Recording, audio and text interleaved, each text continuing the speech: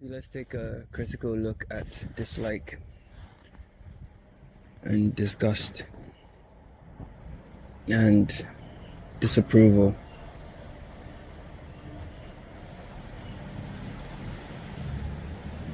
Exile, ostracization, all of that. But from the perspective of the macro, the perspective of the whole, the one, yeah?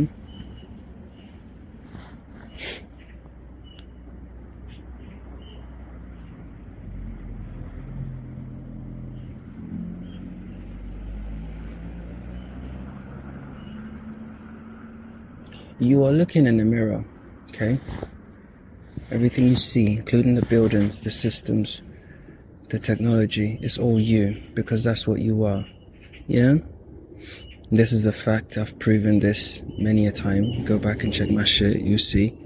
But even if, look, let me just make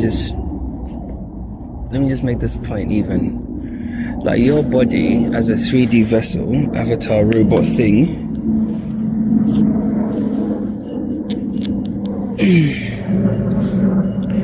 that thing has technology within it. Yeah? Okay. That thing has almost like an artificial intelligence aspect to it. Right? Cool. That thing has structures within it. Right? Yeah? Physical structures. Yeah? Okay, cool. That thing has temporary structures. That thing has it's mostly water. That thing has groups that are working together in different areas. That thing, I'm just looking at a black cat on a rooftop. So that thing has all the things you see in the world, yeah? Yes, it's a fact. Bro, let's not argue, okay? Let's not argue. Let's keep it very simple, yeah? If I transported you into your body just now, yeah? As a lymphocyte or a red blood cell, whatever, yeah? And you understood yourself as red blood cell, as a human, yeah? That was your knowledge, that's what you knew, so that's what you created. Then you will assign the very same meanings you've assigned stuff here to those things you see in the body. It's a fact nobody can argue with. Yeah? There are interdependencies, there are like, multi-layered fail-safe systems, yeah? Yeah, bro.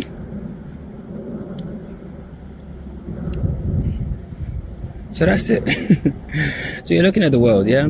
So as one entity, obviously you've taken shape, you've taken form as something, so you perceive the world from that perspective, and that's why you're here, yeah? You're supposed to perceive it from that very perspective as awareness and experience it how you are supposed to, yeah? Okay. Now, where does dislike and all those things come from? And I've been thinking about this for days now. Days. Days. I'm a very deep thinker. So when something's been on the plate for days, it's like, wow, Now, I started to think, okay, maybe let me break this down strategically so I can see it. I can see it clearly, then I can work on it. So I thought, okay, let me look at the human body, the vessel, the form itself, the vibrational thing itself that's been animated into being. That thing has natural kind of feedback systems, or natural systems to detect and respond to disgust, disapproval, and all those things. And I think that our fear of like shame or being kind of like ostracized or stuff like, I mean, I don't care about that stuff. I don't care about it. But I can see how the body it's almost like that's beyond belief. The body itself has mechanisms around that. So that means that it's kind of structural, and dislike is inevitable. We can't ever have a kumbaya world. Like, I hate to break it to you, bro. I think even in utopia, the highest utopia of utopia, right? Due to the awareness of disgust and humans just like fucking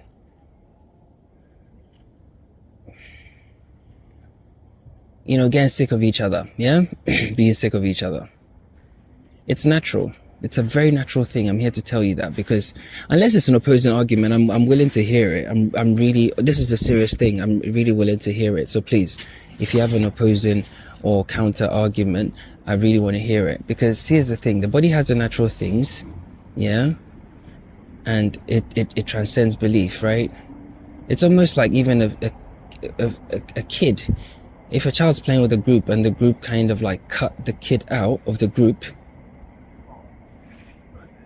the kid feels it. Something happens, yeah? Something happens. So, and I think it's beyond that. It's something that being in this frame or being in this experience, we can't avoid. We can transcend it, but it's unavoidable. And I think I figured out why. So if you think about like the all, yeah? The macro, the one, consciousness, God. In many ways, hold on one second.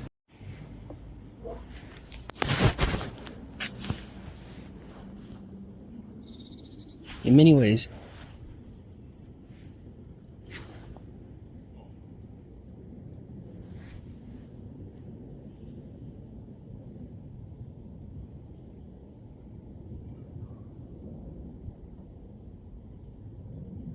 because it's a reflection, right?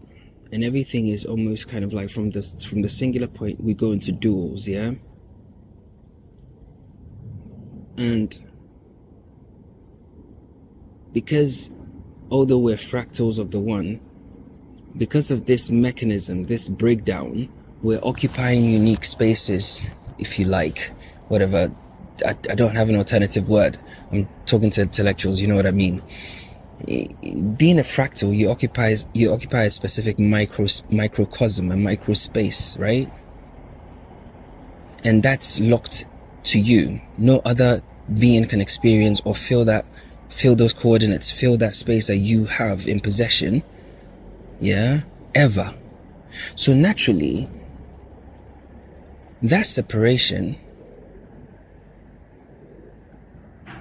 creates a natural kind of self-preservation impulse or instinct. Naturally, bro, this is high-level stuff. Naturally, it will create that. Think about it. Okay, I'm going to give you this thing that nobody can ever possess, right? Ever. It doesn't matter. Go 360 degrees in time and matter. I don't give a fuck. Nobody is going to occupy that space. Those set of skills, those abilities, nobody, ever. Yeah? So you're basically... you're unique. Yeah, you're one of one, right? Okay, that reflects itself anyway, but whatever. People don't want to listen. But because you have that thing and you're aware of that thing, it kind of naturally kind of makes you aware. So because you're living in separation at this point, aren't you? So it makes you aware of the other, although the other is only a figment of your imagination, right? Because you're in that body, and you will be in that body, in that space, yeah? It's like a natural preventative thing, because you know that that's how matter operates. Because matter just consumes itself. It's like a rolling pin of birth and decay, or birth and like decay and rebirth. Yeah, it's like a never-ending thing.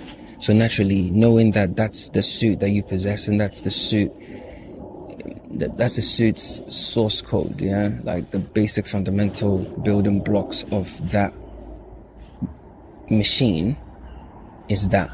So naturally, you have an instinct to protect your interests against the other, even though you know it's a figment of your imagination. It's like a never-ending loop, but it's true. I can't find any other plausible explanation. If you have one, please. I'm serious. I really want to know. Because like, when I go and watch a movie, right? When I go and watch a movie,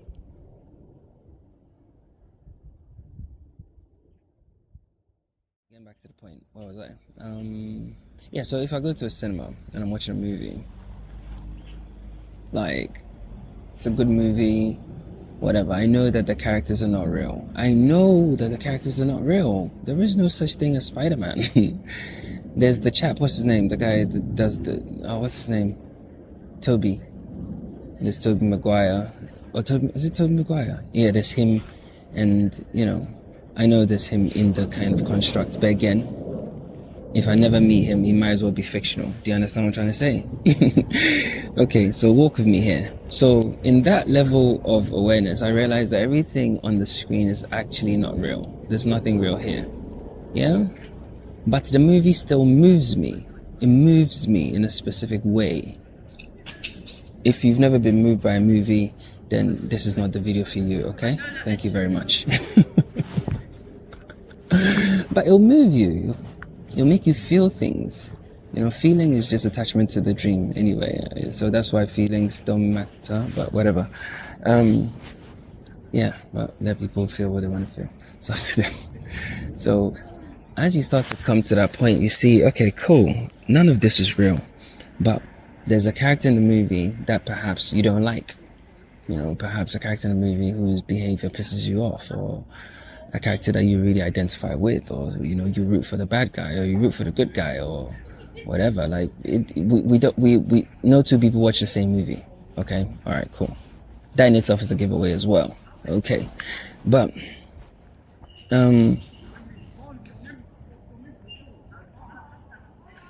so then the question arises: why am I moved, or why do I dislike this character? Why do I like this character? Right? It's natural. It's an obvious. It's a very obvious question when you reach a level of awareness, a higher level of awareness. If you don't get it, they don't get it, and that's okay. 1 second. Yeah. So, excuse me. If I was Christian, I'd be, you know, it doesn't matter. I was going to make a very crude joke, but it's cool. Yeah. So why am I moved? Why do I resonate with this character? You know, all of that. Now,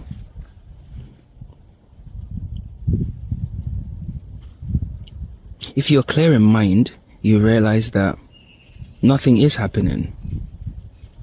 Yeah, it's all fiction.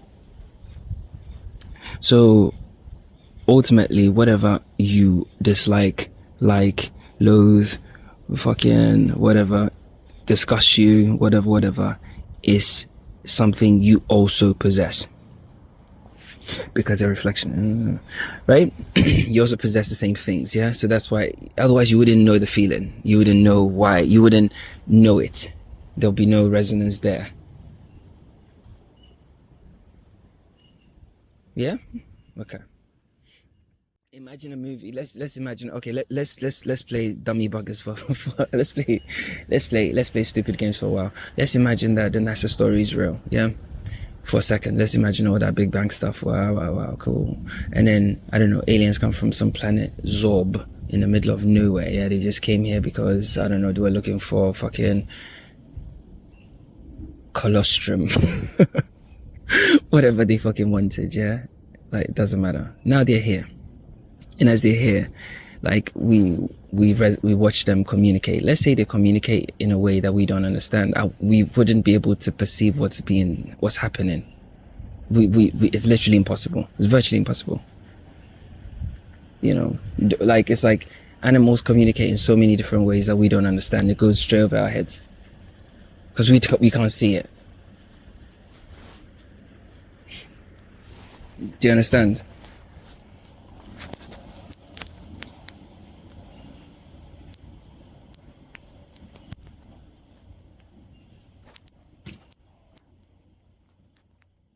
So basically, whatever you're looking at, yeah, must have a resonance with you, yeah?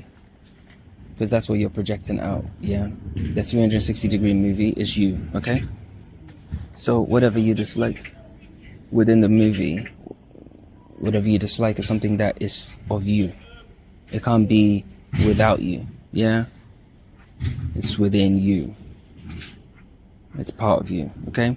The only reason why you have it towards that, and I think it also replicates and mirrors itself in the 3D when people don't like themselves, you know, the image of themselves, you know, and people in lower states of awareness are so obsessed with their bodies that, you know, a spot is like, oh my God, fucking hell, my life is over, like, or whatever, like, bro, it's the same thing. Like, why would you go and destroy your face? Like, because it doesn't even make sense, bro. It doesn't make sense. That makes sense. If somebody's face is distorted, yeah, or deformed or whatever, yeah, and they're doing their best to kind of like restore their face to a point where they can actually have a better like quality of life, there's nothing wrong with that. But you have a perfectly functioning face and you go and destroy it, that's insanity, bro. It doesn't matter what it is, it's insane. It doesn't matter what it is, it's insane. It's like a form of non-acceptance. Like, why are you not accepting it, bro? Like, it's so obvious, everyone can see it. Like, everyone can see it. And that's how you know, like, the world people see versus what's actually happening objectively are two different things. The subjective world and the objective world are two different worlds, completely different. Like, no comparison. Because people that would botch their bodies, they'll destroy their bodies, they look in the mirror and they think that they look fine, or they don't see what the external people see, because to other reflections it's like, whoa, you're fucking nuts, bro.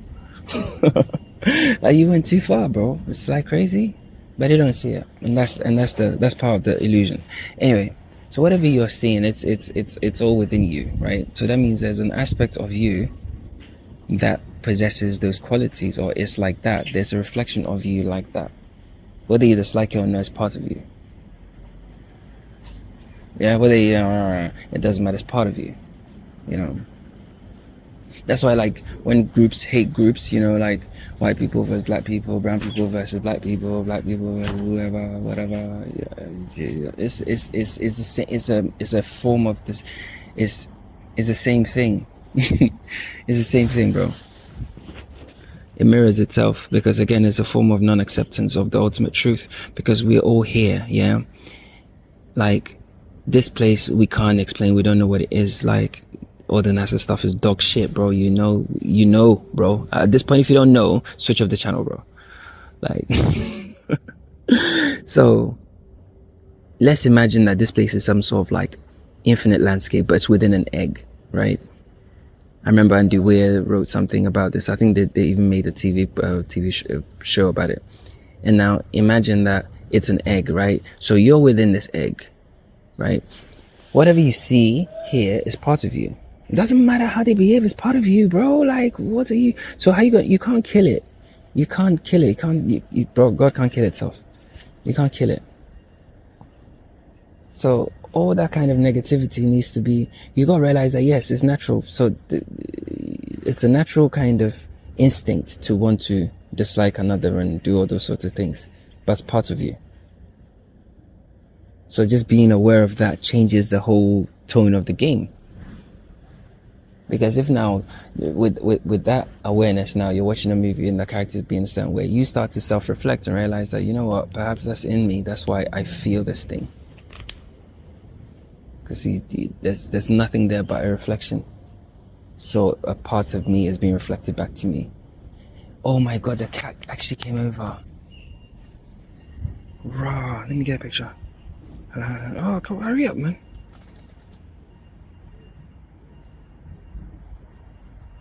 It came over, that's so nuts. Oh, you came over, that's crazy, bro. That's nuts.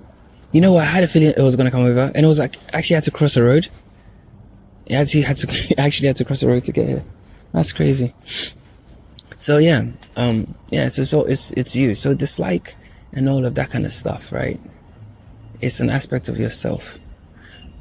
You know, you're not. You see, it's an illusion. That's why all these kind of like religious people make my skin itch. You know, to kind of like think that you are somehow absolved or outside of the reflection of the shadow. You can't, because the shadow is you. It's part of you. You need the shadow to be here. You understand? You need it. Without the shadow, you're not here.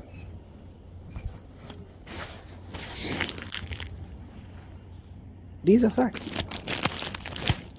These is facts.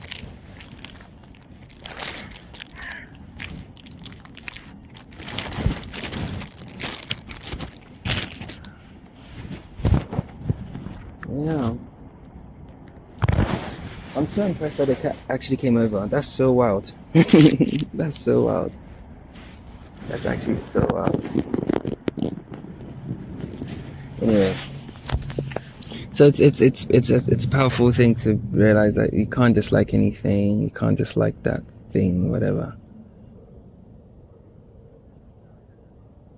So I think once you start to feel those things, right, those kind of 3D responses to certain things, you have to automatically assign the correct meaning to it.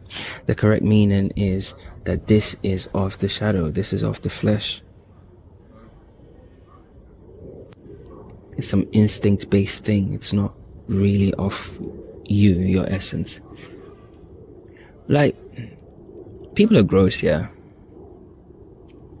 Yeah, people are gross. We're all gross. Matter's gross.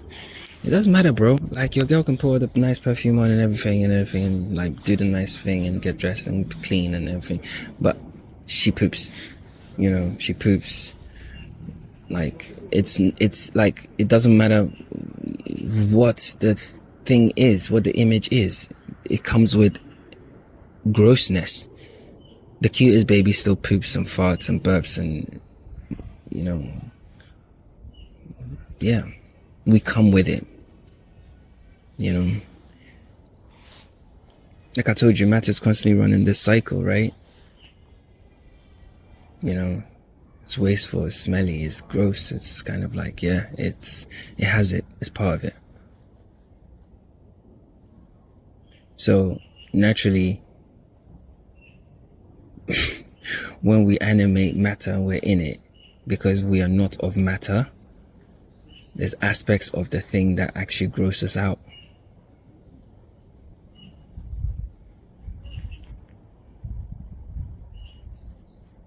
But the fact still remains, it's part of us.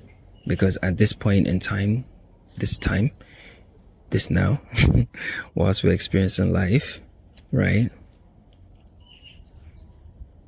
We are using it, so it's part of us. It can't be without us. Yeah, because we're within it. It's one thing, bro. So the disgust and the animosity and all that is just reflections of the flesh. It's just showing you where your perspective is at that point. But it's a natural thing. It's instinctual to the body. You know. But you can transcend it at any time. You know, and see it for what it is. You know.